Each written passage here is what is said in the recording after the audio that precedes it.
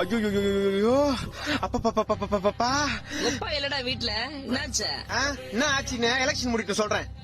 மூஞ்ச பாரு, நானே வெயில்ல வெந்து போய் வந்துக்கிறேன். ஊத்துற தண்ணியா?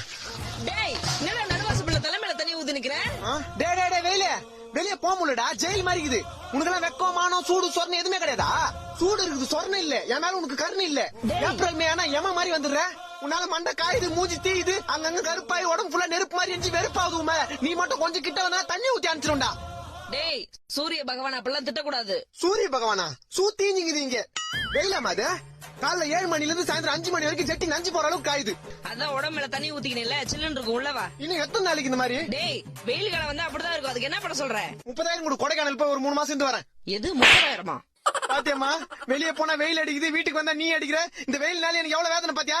ஏ வெயிலே, உன் வெப்பநிலையை காமிச்சல, என்ன வெறுப்பேத்தில, என் அம்மா கிட்டே அடி வாங்க வச்சல.